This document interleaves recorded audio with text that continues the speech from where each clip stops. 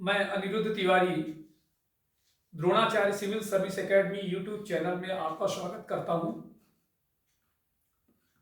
आज का विषय है विश्व हिंदी दिवस। सर्वप्रथम इस विषय पर चर्चा करने से पूर्व आप सभी को विश्व हिंदी दिवस की हार्दिक बधाई एवं शुभकामनाएं। विश्व में भारत का सशक्त प्रतिनिधित्व करने वाली हिंदी भाषा हमारी राष्ट्रीय एकता का प्रतीक है। हिंदी में जय घोष हो, इसका दायित्व हम सभी भारतीयों पर है। विश्व आज 10 जनवरी को विश्व हिंदी दिवस मना रहा है। हर वर्ष 10 जनवरी को विश्व में हिंदी भाषा के प्रचार प्रसार के लिए जागरूकता फैलाने के उद्देश्य से इसे मनाया जाता है।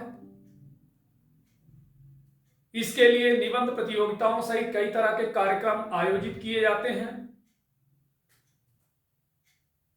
इस दिवस को पहली बार वर्ष 2006 में 1975 में नागपुर में आयोजित पहले विश्व हिंदी सम्मेलन की वर्षगांठ के उपलक्ष्य में मनाया गया था। यह राष्ट्रीय हिंदी दिवस से अलग है। यह दिवस दुनिया के विभिन्न हिस्सों में स्थित भारतीय दूतावासों द्वारा भी मनाया जाता है। विश्व हिंदी सचिवालय भवन का उद्घाटन वर्ष 2018 में मॉरीशस में किया गया था। हिंदी दुनिया भर में लगभग 26 करोड़ से अधिक लोगों द्वारा बोली जाने वाली एक इंडो आर्यन भाषा है। यह दुनिया की चौथी सबसे अधिक बोले जाने वाली भाषाओं में से है। यह भारत सरकार की राजकीय भाषा है और अंग्रेजी के साथ भारत की 2 आधिकारिक भाषाओं में से एक है।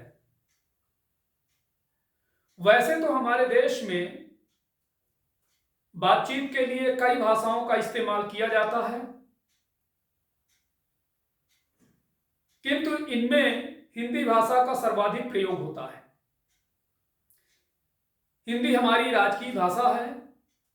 वहीं केवल भारत ही नहीं, बल्कि पाकिस्तान, बांग्लादेश, नेपाल, श्रीलंका, मॉरीशस, फिलीपींस सहित कई देशों में भी बोलचाल के लिए हिंदी का इस्तेमाल किया जाता है। इतना ही नहीं, हिंदी दुनिया में बोले जाने वाली भाषाओं में 5 प्रमुख भाषाओं में से एक है। इस भाषा की इसी लोकप्रियता को देखते हुए और हिंदी को प्रोत्साहित करने के उद्देश्य से हर वर्ष 10 जनवरी के दिन विश्व हिंदी दिवस के रूप में मनाया जाता है। वर्ष 2022 विश्व हिंदी दिवस के अवसर पर यूनेस्को के विश्व धरोहर केंद्र ने अपनी वेबसाइट पर भारत के विश्व धरोहर स्थलों के हिंदी विवरण प्रकाशित करने पर सहमति व्यक्त की है। विश्व धरोहर केंद्र की स्थापना वर्ष 1992 में विश्व विरासत से संबंधित सभी मामलों के समन्वय हेतु की गई थी। यह केंद्र विश्व विरासत समिति और उसके ब्यूरो के वार्षिक सत्र का आयोजन करता है तथा साइट के नामांकन में राज्यों के दलों को सलाह प्रदान करता है। अब सर्वप्रथम विश्व हिंदी दिवस के साथ साथ राष्ट्रीय हिंदी दिवस के बारे में जानें। देवनागरी लिपि में हिंदी को 14 दिसंबर 1949 को भारत गणराज्य की आधिकारिक भाषा के रूप में अपनाया गया था। इसलिए हर वर्ष 14 सितंबर को हिंदी दिवस के रूप में मनाते हैं। काका कालेलकर, मैथिली शरण गुप्त, हजारी प्रसाद द्विवेदी, सेठ गोविंद दास ने हिंदी को राजभाषा बनाने में महत्वपूर्ण योगदान दिया। हिंदी 8वीं अनुसूची में शामिल भाषा है। अनुच्छेद 351 हिंदी भाषा के विकास के निर्देश से संबंधित है। हिंदी को बढ़ावा देने हेतु सरकार द्वारा समय समय पर कई पहल की गई, जैसा कि वर्ष 1960 में केंद्रीय हिंदी निदेशालय की स्थापना भारत सरकार के शिक्षा मंत्रालय के तहत की गई थी। भारतीय सांस्कृतिक संबंध परिषद ने विदेशों में विभिन्न विदेशी विश्वविद्यालयों में हिंदी पीठ की स्थापना की। लीला राजभाषा हिंदी सीखने के लिए एक मल्टीमीडिया आधारित स्वशिक्षण अनुप्रयोग है। लीला शब्द का फुल फॉर्म अंग्रेजी में learning Indian language through artificial intelligence है। ई सरल हिंदी वाक्य कोश और ई महाशब्दकोश मोबाइल ऐप राजभाषा विभाग की दो पहलें हैं, जिनका उद्देश्य हिंदी के विकास के लिए सूचना प्रौद्योगिकी का उपयोग करना है। राजभाषा गौरव पुरस्कार और राजभाषा कीर्ति पुरस्कार हिंदी में योगदान हेतु प्रदान किए जाते हैं। अब विस्तृत रूप से हम हिंदी के बारे में खासकर उन अभ्यर्थियों के बारे में बताने जा रहे हैं, अभ्यर्थियों को बताने जा रहे हैं जो सिविल सेवा, राज्य सिविल सेवा या अन्य प्रतियोगी परीक्षाओं की तैयारी कर रहे हैं। यहां पर इससे संबंधित कुछ महत्वपूर्ण प्रश्न बनते हैं जो कि आगामी परीक्षाओं में पूछे जा सकते हैं। तो हिंदी भाषा पर चर्चा करने जा रहे हैं। हिंदी भाषा, हिंदी अपने वर्तमान स्वरूप में विभिन्न अवस्थाओं के माध्यम से उभरी है, जिसके दौरान इसे अन्य नामों से भी जाना जाता था। इतिहासकारों के मुताबिक हिंदी शब्द फारसी शब्द से निकला है। पर्सिया, जो अब ईरान के नाम से जाना जाता है, पर्सिया के लोग सिंधु नदी के किनारे रहने वाले लोगों को हिंदी कहते थे और उनकी भाषा को इंडी कहा जाता था। यही शब्द बाद में बिगड़कर हिंदी हो गया। हालांकि यह भी बता दें कि फारसी और हिंदी इन दोनों भाषाओं का मूल एक ही भाषा है और दोनों ही संस्कृत भाषा से अपभ्रंश होकर बनी है। 400 ईस्वी में कालिदास ने अपभ्रंश में विक्रमोर्वशीयम नामक एक रोमांटिक नाटक लिखा। आधुनिक देवनागरी लिपि 11वीं शताब्दी के आसपास अस्तित्व में आई थी।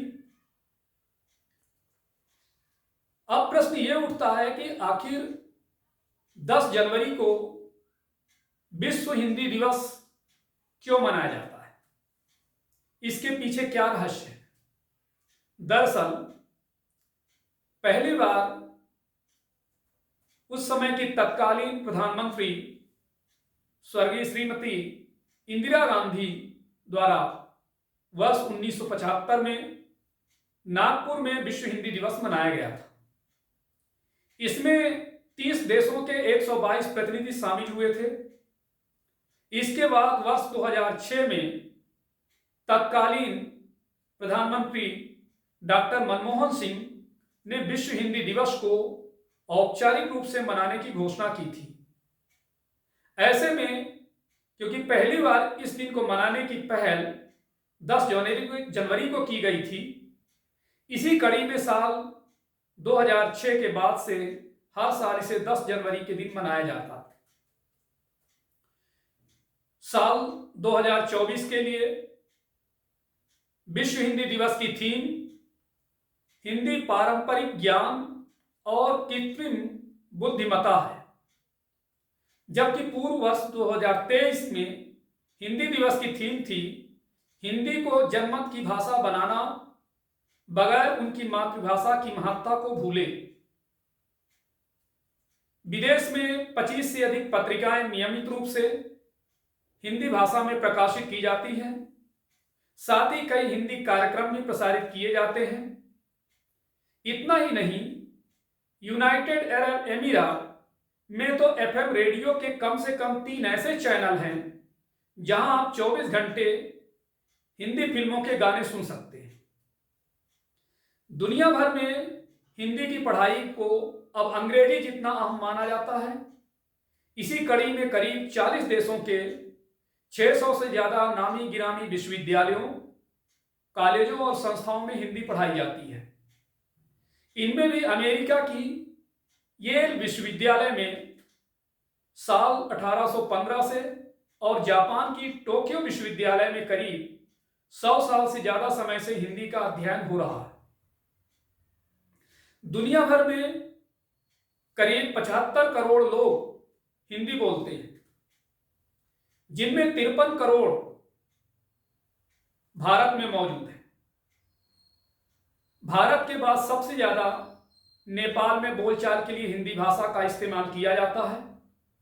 वहीं तीसरे नंबर पर अमेरिका का नाम है। वर्ष 2011 के आंकड़ों के अनुसार ऑस्ट्रेलिया में 1 लाख से ज्यादा लोग हिंदी भाषा बोलते हैं। तो आज इतना ही।